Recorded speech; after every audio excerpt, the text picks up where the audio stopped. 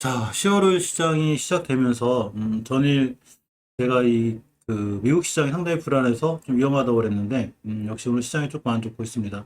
그나마 시간이 지날수록 다행인 거는 조금 지수가 좀 돌아오고 있죠. 아까 3% 가까이 밀렸었는데 코스닥도 2.61%, 코스피도 아까 보시게 되면 3% 가까이 2.5% 밀렸었다가 다행히 좀 복귀해주고 있는데, 사실 코스피 같은 경우에는 외국인들의 매도세가 아직도 있죠. 꽤 있고 기간이 다행히 조금 받쳐주고 있습니다.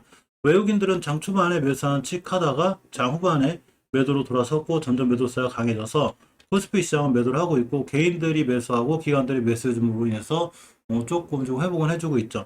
자, 코스닥 시장은 거꾸로 보시게 되면 외국인들 매수세와 기관들 매수가 있는데 개인들만이 매도하죠. 지금 전체적으로 포트의 비중이 개인들은 이 매수세가 거의 이 코스닥 종목들에 많기 때문에 개인들의 아마 이 과도한 비투라든가 또는 신용, 이런 부분이 정리되는 부분이 있지 않을까 좀 생각해 보고, 또한 공포에 의해서 매도하는 분들에 의해서 조금 더 지수가 하락하지 않나 이렇게 생각해 봅니다. 사실 전체적으로 지금 세계 경제가 인플레 우려, 그리고 테이퍼링, 또 중국의 전력난, 지금 인도까지도 전력난이 예상되기 때문에 전 세계 공급망에 대한 비상이 걸려서 사실 세계 시장이 휘청되는데, 이 세계 시장이 휘청되고 미국 시장이 좀 안 좋기 때문에 우리나라 시장도 당연히 영향을 받죠. 물론 시장이 안 좋을 때 내 종목만 잘 나간다거나 잘 좋으면 좋겠지만 실제로 그렇지 않고 조정권에 있는 게 맞습니다. 아침에 제가 영상에서 오전에 금방 저녁에 말씀드렸을 때 이 홍준표 관련해서 원전 관련주들이 조금 움직일 것 같다는, 원전 관련도 움직이고 있죠. 이게 보시게 되면 홍준표 대권 주자가 대통령이 되면 원전 폐지를 전부 다 재고하겠다 이렇게 함으로 인해서 원전 관련들이 좋고, 지금 시장에 보면 크게 올라가는 종목들이 많이 없죠. 코닥 시장이 보면 382개가 하락하고 234개가 올라가고, 역시 코스피 시장도 상승 종목보다 하락 좀 훨씬 많죠. 상승 234개, 하락이 667개. 사실은 훨씬 더 컸었어요. 아까 장 출발하면서 거의 대부분의 종목들이 다 떨어지고 있었습니다. 자, 이 장중 수급이 딱히 장 끝나고까지 이어지진 않는 확률이 있지만, 그래도 어쨌거나 HLB를 살펴보면 장중에 외국인들 매수세가 잡히고 있죠. 아직 외국인들이 그 매도하거나 이런 패턴은 아니고, HLB 생명과학은 이렇게 외국인이 매도세가 잡히고 있습니다. 하지만 물량적으로 봤을 때 크지 않다는 얘기죠. HLB 제약, 넥스사이언스 매도세가 잡히고 있고, HLB 제약은 매도세가 잡히고 있습니다. G3BNT는 전 영상 제가 이 연휴 때 워크사하고 관련이 있을 수 있다고 그랬는데, 어쨌거나 오늘 시장의 조정권에도 불구하고 이렇게 지금 상승하고 있는 이런 추세고, HLB 파워는 2,000원대부터 박스권에 있다고 그랬는데 깼기 때문에 제가 추가하락 예상된다고 그랬죠. 자, 그래서 무너지고 있는데 일단 전체적으로 차트 상황을 한번 보고서 말씀드리겠습니다.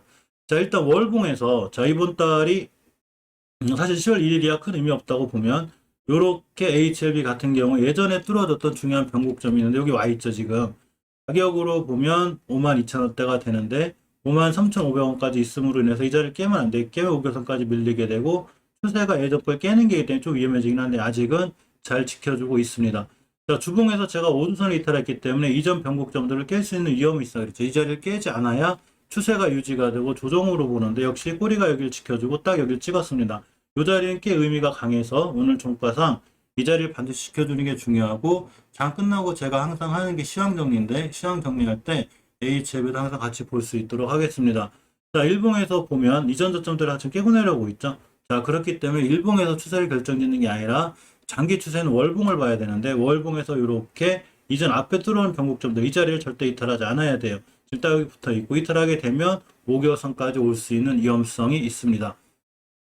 하지만 역시나 이 나노전 나노코 박사 등 여러 가지 이슈들이 아직은 살아있고, 그러고 또 이 HLB 갖다 단기 단타하시던 분들이라면 요 근처에서 매도가 많죠. 그래서 중장기로 가져가실 분들이라면 오히려 지금 말고 하락했다가 다시 상승 추세를 접거나, 일봉에서 61선 근처 같은 걸 찍고 돌아 나갈 때, 5일 손해보고 안착해주고 돌아 나갈 때 추가로 매수해 주는 게 좋지 않나 생각해 보고, HLB 생명과학도 말 그대로 월봉에서 보면 아직 추세는 잘 살아있죠. 사실 저번 달에 타상 최고가를 찍었죠. 그렇기 때문에 한 달 정도 또 쉬어갈 수 있고 이렇게 5개선까지 만날 수 있는 이런 확률이 있습니다. 자, 주봉에서 제가 최초의 5주선의 이탈은 중기 추세 조정이 확정이 된다고 그랬죠. 따라서 저저번 주에 이렇게 5선 이탈했기 때문에 당연히 조정이 들어왔고, 이번 주에 역시 5선 근처에 있죠. HLB 생명과학도 이렇게 보시면 19년도 11월 달에 굉장히 중요한 변곡점, 여기까지 밀릴 수 있는 확률은 있습니다. 일봉에서 보면 자, 계속 밀리고 있죠. 일단 추세가 완전히 깨지고 안 깨지고는 사실은 일봉은 매수 타이밍을 잡는 거고, 월봉이나 주봉에서 장기 중기를 보는데, 최소한 이 앞전에 돌파해놨던 자리들, 이런 자리들 이탈하면 추세가 완벽히 깨지는 거지만, 아직은 잘 지켜주고 있기 때문에, 사실 내동매매만 하지 않았다면, 즉, 우리가 주식을 살 때, 일본 같은 데서 막 쫓아가서 이런 데서만 사지 않고, 밑에서부터 차근차근 모아오신 분이라면, 오히려 크게 위험하지 않고 적당한 조정이 들어오는 이런 상황이 되기도 합니다.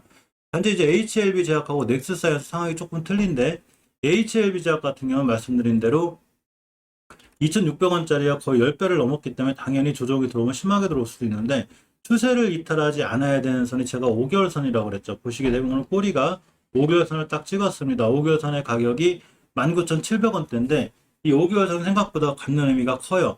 5개월 선이라는 게 5개월간의 평균 가격을 선으로 그려놓은 건데, 이걸 깨면 추세가 깨지는데 아직은 지켜주고 있고, 자, 주봉에서 보게 돼도 이렇게 보시게 되면 20주선을 지켜주고 있죠. 요 20주선 깨면 상당히 위험해져요. 근데 아직은 지켜주고 있기 때문에 요 20주선을 깨지 않는 걸 잘 확인하셔서 대응하는 게 맞습니다. 자, 일봉에서 보시면 이렇게 추세는 좀 무너져 있죠. 하지만 중장기적인 추세가 살아있을 때 일봉에서는 얼마든지 하락을 크게 하니까, 이런 것보다는 월봉에서 5개월 선을 이탈하지 않는 여부를 꼼꼼히 챙겨보는 게 중요합니다. 자, 넥스사이언스도 이 3,500원대에서 35,000원을 갔죠. 여러 가지 이슈로 인해서 10배 가까이 올라왔기 때문에 주정권에 있는데, 아침에 말씀드렸듯이 이렇게 5개월 선 이탈하지 않는 게 중요하죠.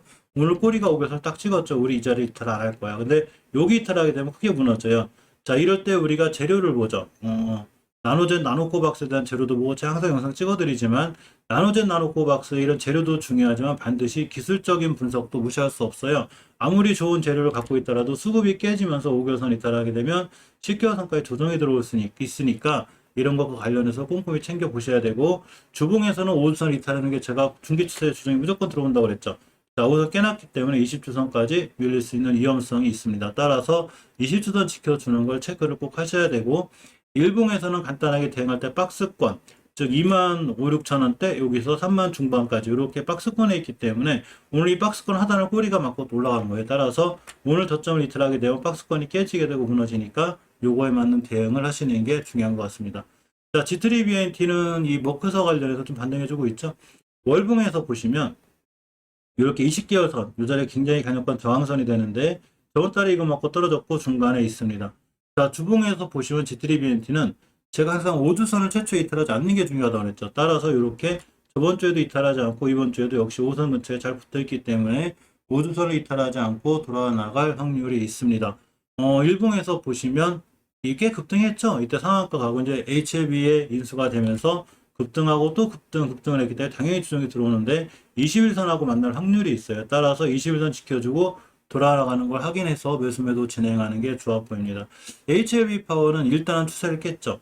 자, 5개월 선을 깨지 않는 게 중요하다는데 5개월 선을 깼기 때문에 이전 변곡점까지 와 있고, 이전 변곡점이라는 게 바로 이 자리가 되는데, 여기 20년도 1월 달에 형성된 5개월 선에 관한 변곡점 이 자리예요. 여기는 중요한 지지선이 돼야 되고 저점이 딱 여기 찍고 있습니다. 5개월 선 깼기 때문에 당연히 장기적으로 조정이 들어오게 되죠.